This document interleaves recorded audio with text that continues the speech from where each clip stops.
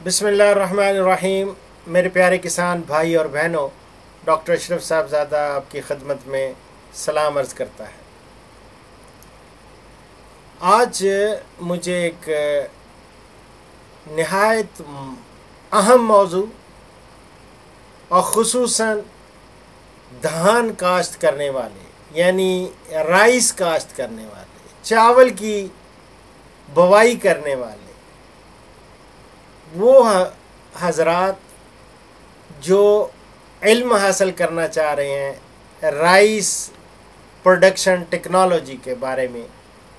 इस पे मैंने पूरी डॉक्यूमेंट्री दी हुई है, rice production technology, doctor Ashraf साहबजादा। अगर आप यूट्यूब पे जाके क्लिक करेंगे, और बहुत सारी क्वेश्चंस का गाहे बगाहे मैं जवाब भी देता रहा हूँ। लेकिन आज का प्रोग्राम ख़ुसूसन धान की पनीरी के ख़ास तौर पे इस मौजू पे है और दो कॉल्स पर मबनी है। एक कॉल मुझे मौसूल हुई लाहौर से, सलमान है, और दूसरी मुझे जो कॉल मौसूल हुई वो है तलत महमूद मंडी बहाउद्दीन से।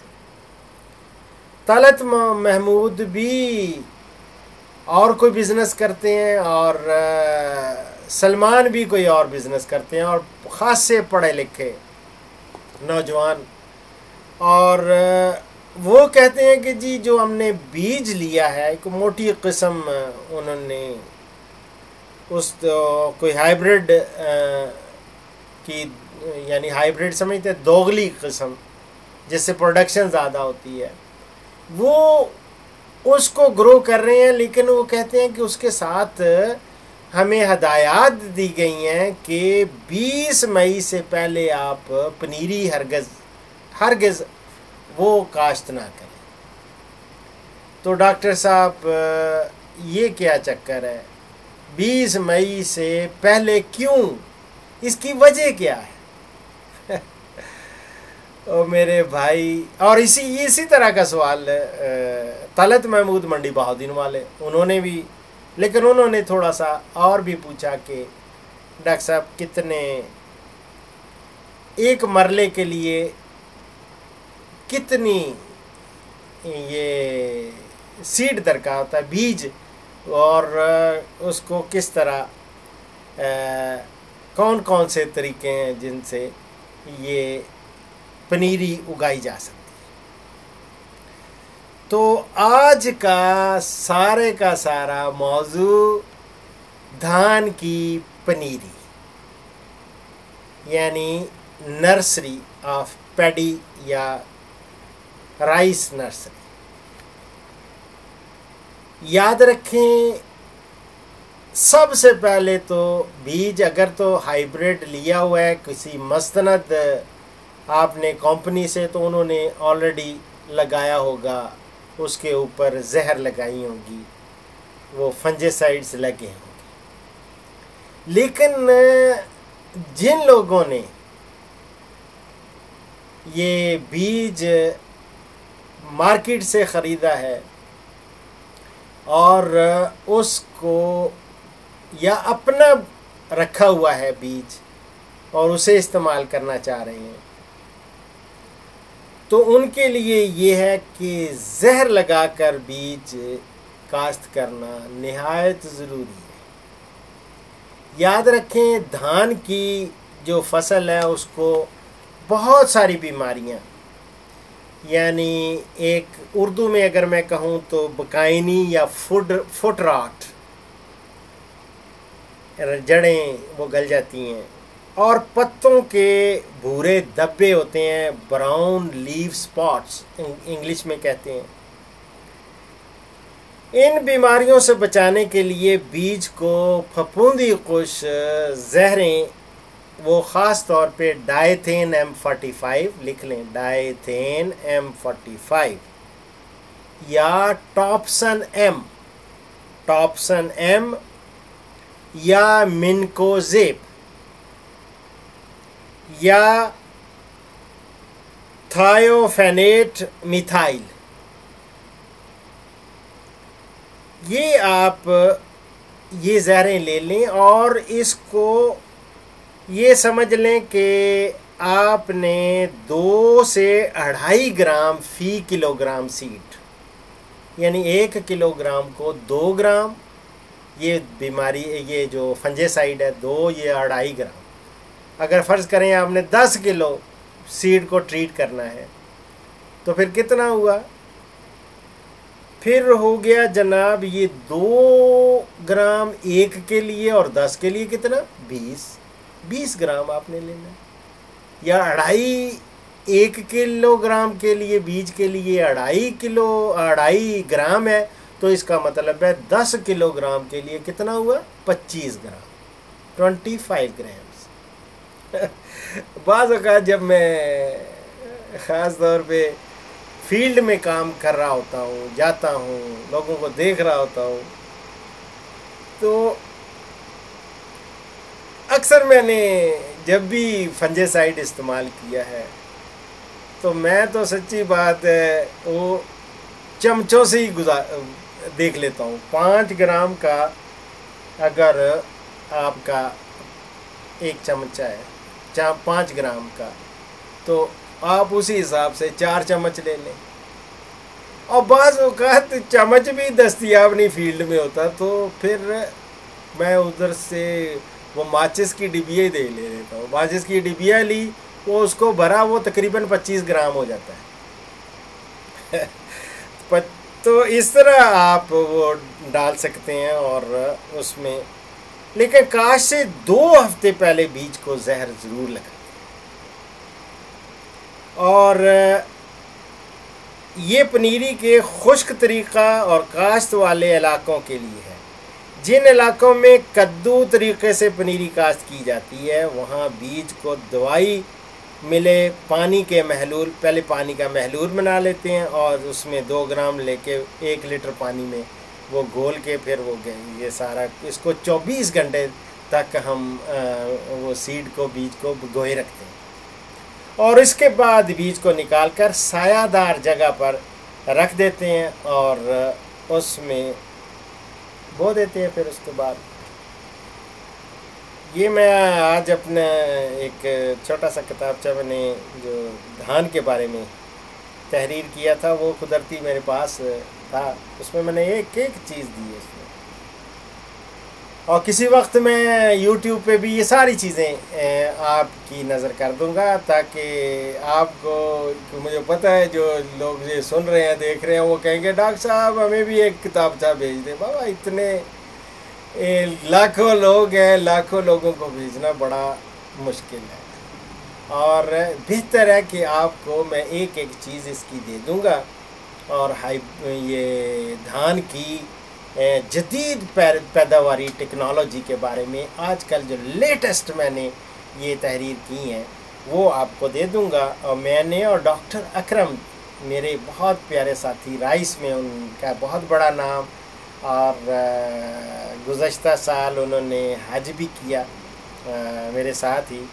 وہ ایک اور گروپ تھا ان کا، تو ہم دونوں نے یہ مل کے اس کو تحریر کیا اور اس کو ویٹ کیا اور بڑا اچھا الحمدللہ رسپانس بھی ہوا. لوگوں کو اس کا بڑا فائدہ جنہوں نے پڑھی. لیکن جن لوگوں نے جن تک میں نہیں پہنچا سکتا یہ پرنٹ مٹیریل اور مطبوع حالت میں، ان کے لیے میں انشاءاللہ ساری چیزیں آپ کے لیے یوٹیوب پہ ڈال دوں گا. تو شرح بیج کتنی ہے پنیری کی؟ موٹی جو ہائیبریڈ اقسام ہیں ان کا بیج 1 کلو گرام فی مرلہ، جبکہ باسمتی اقسام کا 500 گرام سے 750 گرام، یعنی کو آدھا کلو سے پونا کلو گرام، یعنی وہ فی مرلہ وہ استعمال کرے باسمتی کا.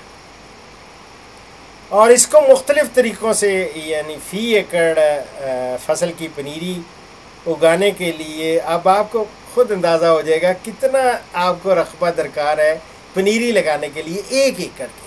اور مختلف طریقے ہیں.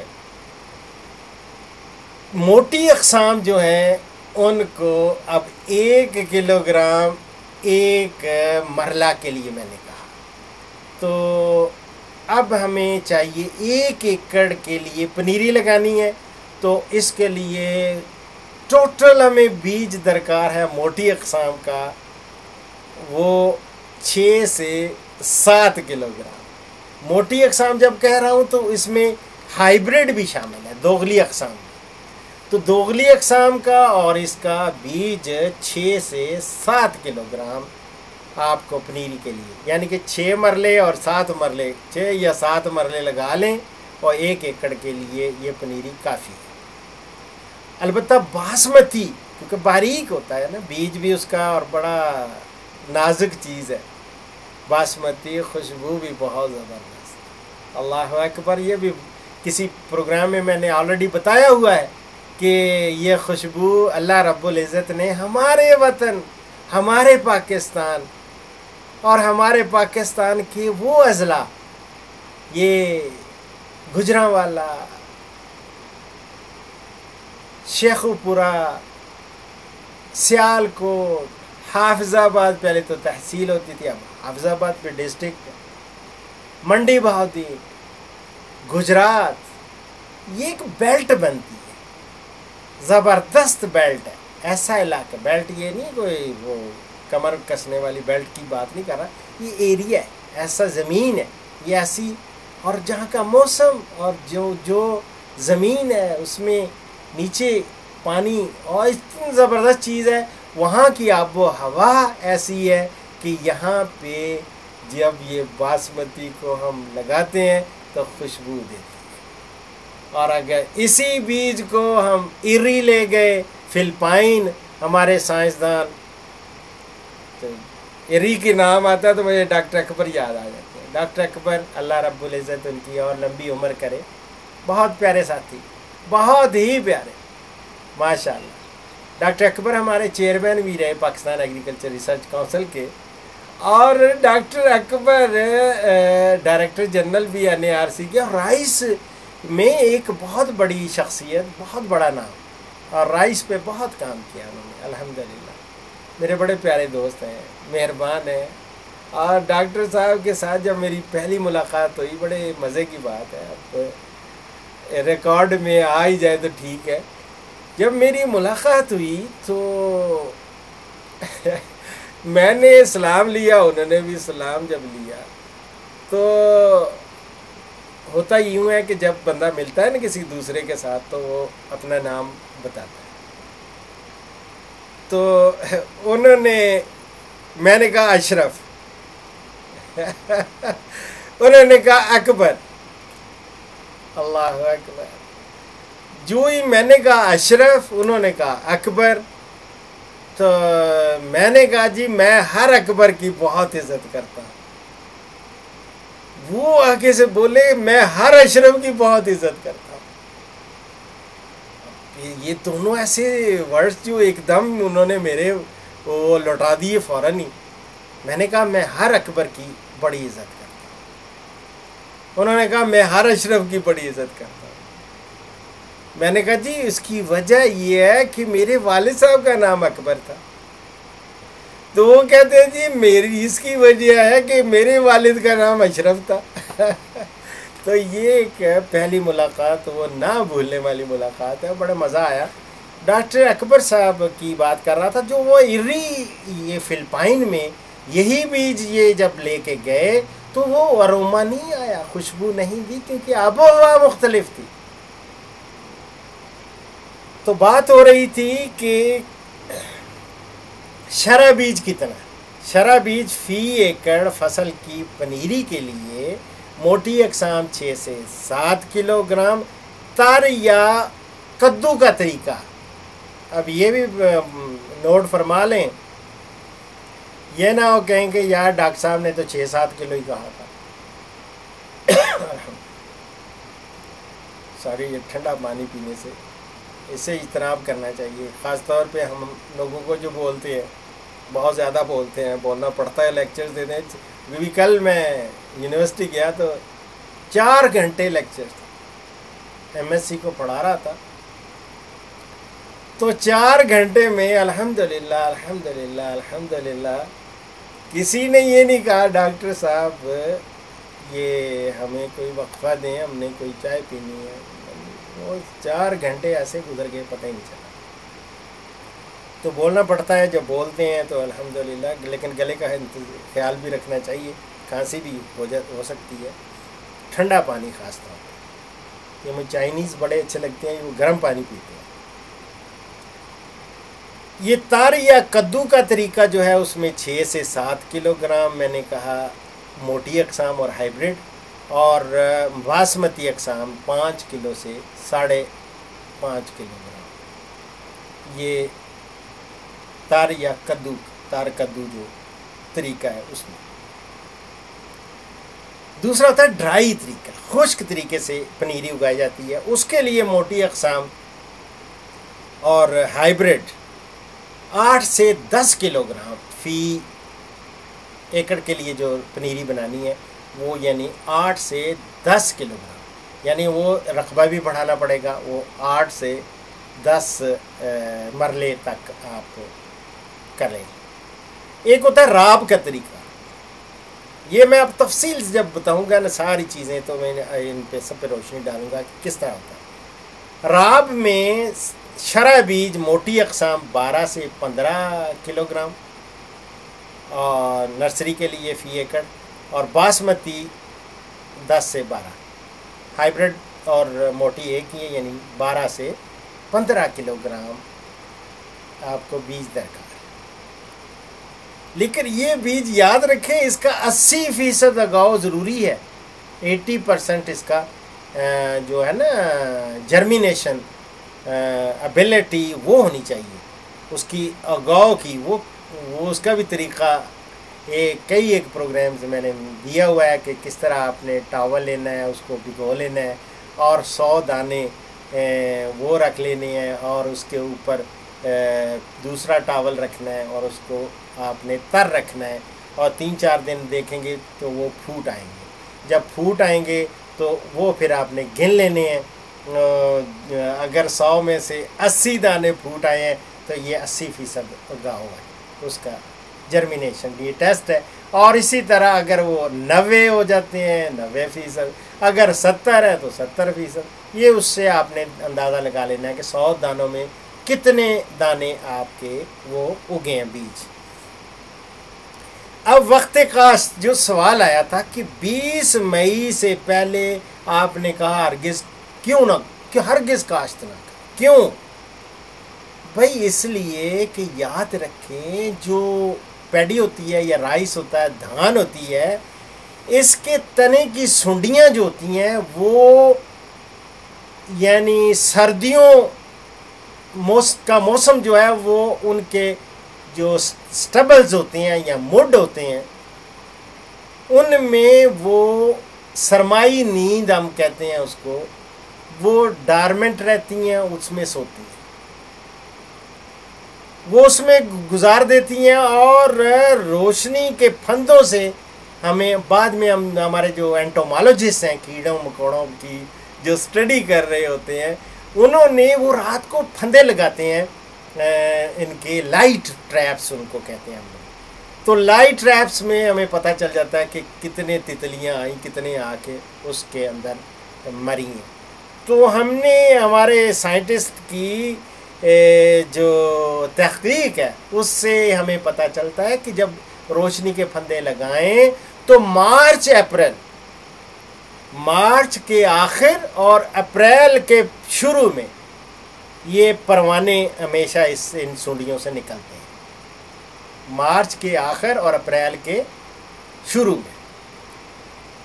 اب وہ نکل آتے ہیں تو اگر تو اس وقت لگی ہوئی ہو نرسری کوئی پودا بھی آپ کو ان کو جب ملے گا تو یہ فوراً اس پہ چلی جائیں گی، جا کے وہاں جا کے یہ انڈے دیں گی، انڈے جب دیں گی تو اس سے پھر بچے نکلیں گے، پھر یہ سمجھ لیں کہ ان کی ریپروڈکشن کا یا ان کی جو نسل بڑھانے کا وہ سلسلہ وہ اس کا آغاز ہو گیا۔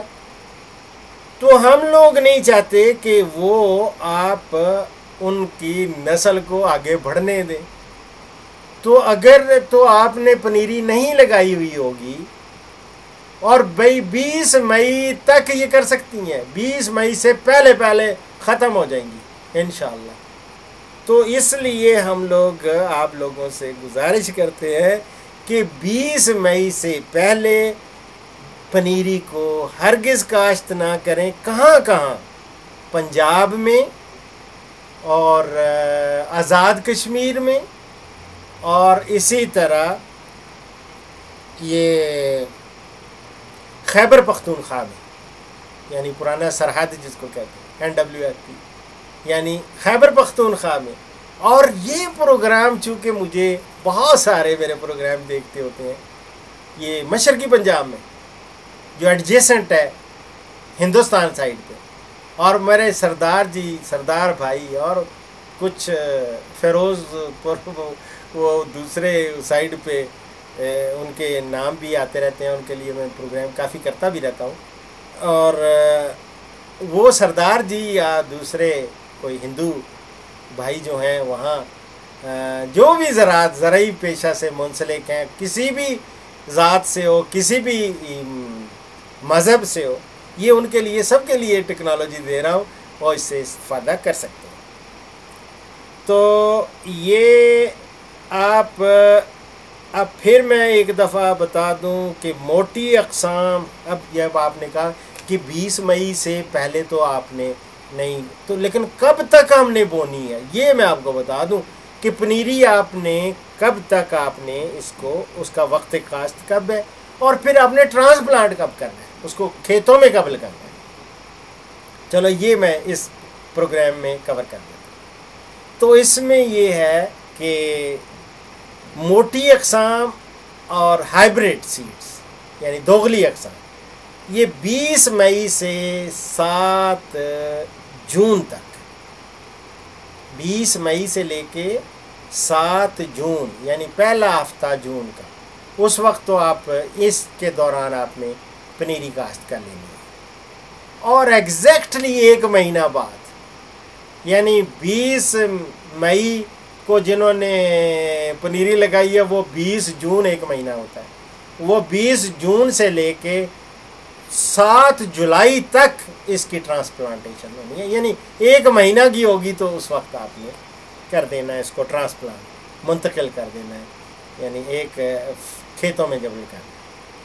اور باسمتی اقسام البتہ یہ نوٹ فرما لیں، باسمتی اقسام والے وہ 20 مئی سے لے کے ان کے لیے تھوڑی گنجائش اور بھی ہے، وہ 20 جون تک پورا مہینہ وہ اپنی نرسری لگا سکتے ہیں، یہ پنیری لگا سکتے ہیں۔ تو یہ پنیری یا نرسری یا پنیری جو ہے وہ آپ گرو کر سکتے ہیں 20 مئی سے 20 جون تک، اور پھر اسی طرح یہ سمجھ لیں 1 مہینہ بعد ہی اس کو آپ نے ٹرانسپلانٹ کرنا ہے، یہ منتقل کرنا ہے 20 جون سے 20 نومبر تک۔ اب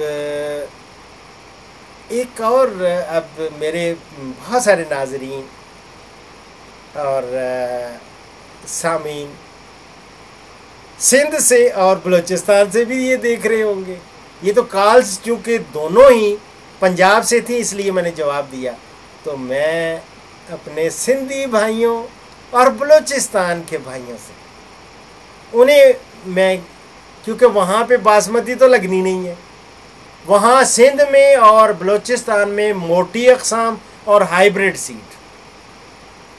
اب سندھ میں 2 ہیں، ایک ہے بالائی سندھ اور ایک ہے زیریں سندھ، اپر سندھ اور لوور سندھ۔ اپر سندھ میں 1 مئی سے لے کے 15 جون تک آپ اس کی نرسری یا پنیری لگا سکتے ہیں۔ سندھ میں اپر سندھ بالائی سندھ کے لیے 1 مئی سے 15 جون تک، اور جو زیریں سندھ ہے وہ چونکہ ان کو عہد حاصل ہے 1 مہینہ پہلے یہ کر سکتے ہیں، لگا سکتے ہیں، تو 20 اپریل سے لے کے 10 جون تک آپ جو لوور سندھ ہے اس کے لیے۔ اسی طرح جو ان کی منتقلی ہے وہ 1 مہینہ بعد، یعنی جنہوں نے بالائی سندھ والوں نے 1 मई से 15 जून तक अपनी पनीरी लगाई भी इसके लिए धान की, वो आप 1 जून से 15 जुलाई तक इसको मुंतकिल कर लें, फसल लगा दें खेतों में। और इसी तरह जिन्होंने ज़ेरी सिंध वालों ने 20 अप्रैल से 10 जून तक इसकी काश्त की, बुवाई की पनीरी की, वो 20 मई से 10 जुलाई तक वो इसको काश्त करें। अब रहा हमारे बलोच भाइयों का, बलोचिस्तान वालों का, सलूट टू बलोचिस्तान।